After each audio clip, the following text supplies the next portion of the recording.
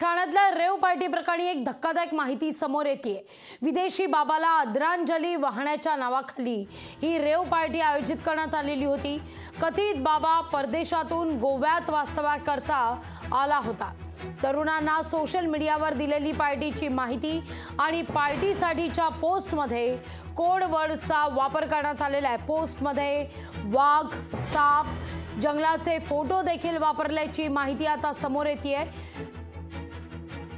याच विषयी अधिक माहिती घेण्याकरता थेट जाऊया आपले प्रतिनिधी शुभम कोळी यांच्याकडे। शुभम, ठाण्याच्या रेव पार्टी संदर्भात आता अनेक धक्कादायक खुलासे होत आहेत। एका विदेशी बाबाला आदरांजली वाहण्याकरता म्हणून ही रेव पार्टी आयोजित करण्यात आलेली होती अशी एक माहिती मिळते आणि सगळ्यात महत्त्वाचं, या रेव पार्टी करता काही कोड वर्ड सुद्धा वापरण्यात आले आहेत।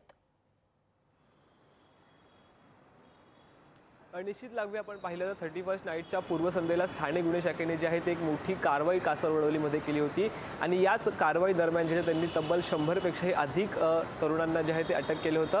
ही एक रेव पार्टी होती आणि ही खाडी किनारी रेव पार्टी होती आणि त्याच रेव पार्टीमधील एक धक्कादायक खुलासा जो आहे तो आता झालेला आहे। ही रेव पार्टी जी आहे ती एका बाबांच्या आदरांजली निमित्त ठेवण्यात आल्याचा खुलासा जो आहे तो आता गुन्हे शाखेने केलेला आहे।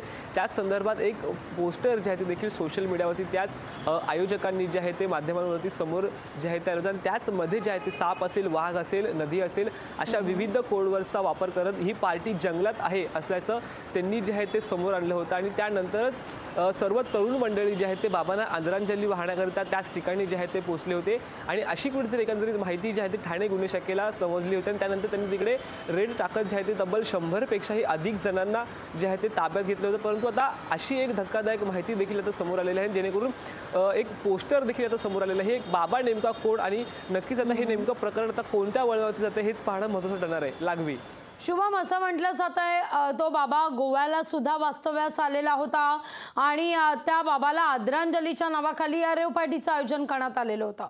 या सगळ्या संदर्भात तपास करण्याच्या दृष्टीनं गोव्यात काही टीम पोहोचली आहे का? तिथून काही तपास केला जातोय का? काय अपडेट आहे नेमकं?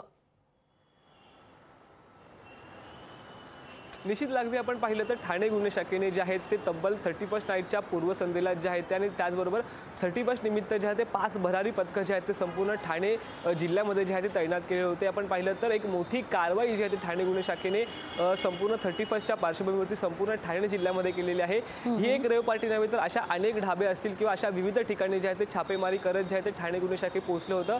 आता एक टीम जी आहे ते थेट याची कसून चौकशी देखील करत आहे। गोवा असेल किंवा अशा इतर ठिकाणी जे आहे ते चौकशी करत आहेत। अशा विविध जणांवरती ह्या संदर्भात जे आहे ते गुन्हे देखील नोंदवण्याची शक्यता आता गुन्हे शाखेने वर्तवलेली आहे। निश्चितच एक टीम जी आहे ते ठाणे गुन्हे शाखा नेमका आता गोव्याला रवाना करणार का अशी देखील चिन्ह जे आहे ते दिसून येत आहेत। लागवी धन्यवाद शुभम, तुम्ही दिलेल्या एकूणच सविस्तर माहिती करता। लोकशाही मराठी ऐका, पहा, जागरूक रहा।